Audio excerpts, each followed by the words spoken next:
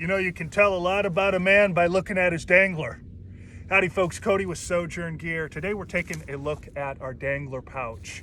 So these are becoming fairly popular, and it's a great way to give your equipment just a little bit more capacity. So it's kind of like a fanny pack, but instead of the big webbing belt, we just have this Velcro tongue that will Velcro into most of your chest rigs and plate carriers and stuff like that. So this is a rock solid piece made in our micro sewing shop here in Oklahoma. And so just a few of the features. Of course, we have this big 4-inch tongue with hook on the back side, loop on the front. We've got a tie down loop in case you want to dummy cord it off to your equipment. On the side, we got this nice heavy duty zipper, and the zipper goes down halfway. So that way, when you unzip it, it's less likely to spill out your equipment as opposed to if it came down further. So zipper comes down halfway. We have a nice drain hole on the bottom. And on the back side, we have a full loop field for attaching all of our accessory pouches. Now these are not included. You'll have to get these separately, but this is a universal pouch and a pistol mag pouch, so it gives you some organization on the back. On the front, we have a nice zipper pocket. You can see that here. So it just opens up, and we have a tie down on the inside and the bottom, and we also have another tie down on the bottom of the inside so you could tie off something if you needed to. So fairly simple thing. Now, as far as what this goes well on, of course, it's ideally suited for the saw rig. Just a really nice way to go here. If you are planning on attaching it to a plate carrier, I want you to be aware of this principle. It's best if the dangler is sandwiched front and back so that it's less likely to come undone. So to illustrate, if it's only Velcroed to one side like this, it can easily get bumped and come off, if that makes sense. Of course, to demonstrate, I have it dummy corded off so that it can't come off accidentally. But as you can see, if it's only Velcroed on one side like this, it can easily get bumped and torn off. So a lot of different plate carriers are starting to have like those first spear tubes. So the front is going to be fixed with a placard on the front, and you don't mess with it. That way it's going to sandwich in the dangler and keep it rock solid. So hopefully that makes sense. So just be aware of that if you're planning on putting it on a plate carrier. So pretty cool there. And as you can see, it works really well on the saw rig. So you got to play with what works for you for the dangler pouch. Obviously, it kind of floats down in the nether regions here. So as far as what to put in it, you're gonna kind of have to play with it. If you have heavy, bulky stuff like a water bottle, it's not gonna be ideal, because if you're doing a lot of running, and depending on where you have it, it's gonna be racking you in the boys. So, for example, in mine, I like having just some small lightweight items. For example, a pair of gloves, I have some wet wipes and soap, and I have some water purification tablets dummy corded in to make sure I have some water. In the front zipper pocket, I have things like a way to start fire, maybe a little boo-boo kit, and then some like gel squeezies with some electrolytes.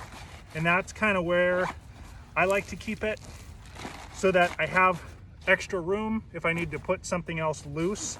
But then it's also very nice and light, so that as I'm moving, it'll kind of move with me and not be super bulky. I can lay down and it's not, super bulky. So just keep that in mind. You can also run something like a medical insert kit. Some guys like to do that, so you can just have a nice low profile pouch and then do something like that as well. So it's useful for all kinds of stuff. Okay, as far as installing this into the saw rig, can be just a little bit tricky. So I can show you a little trick tip to do that. So you can get your saw rig, it's best to take everything out of it so it's easier to manipulate. Let me just move the camera here. Let's see if that works. So obviously you got your dangler, the saw rig. And I like to take a piece of paper and just fold it in half. And what you can do is you can just open up this Velcro sleeve here. Then you can take your paper and slip it in there. That's gonna, excuse me, allow you to get the Velcro tongue in there. Excuse me, I got a bug in my throat. Then you can slide, you wanna slide it in all the way and get it as centered as you can. Might take a couple tries. I like to make sure the Velcro is flush with each other. So I think I got it pretty close. So you can take your time and make sure it's lined up and all the way up. So it's flush. To the front, you can kind of lock down like this. Now on the back side, you can pull out that piece of paper and make sure it's nice and lined up and flat. It's not all puckery. So that's pretty darn good. So you want to make sure the Velcro is about flush with each other so there's not a bunch hanging out, and that keeps it up as high as possible. So it's going to be rock solid, so it's sandwiched. You got Velcro on both sides of the Dangler, so it's super sturdy like this. There is a tie down loop on the inside of the saw rig that you can tie off the tie-off loop to. I have never felt the need to do that, but I've also never jumped out of airplanes, but you can dummy cord it off if you need to do that. So pretty cool. What else?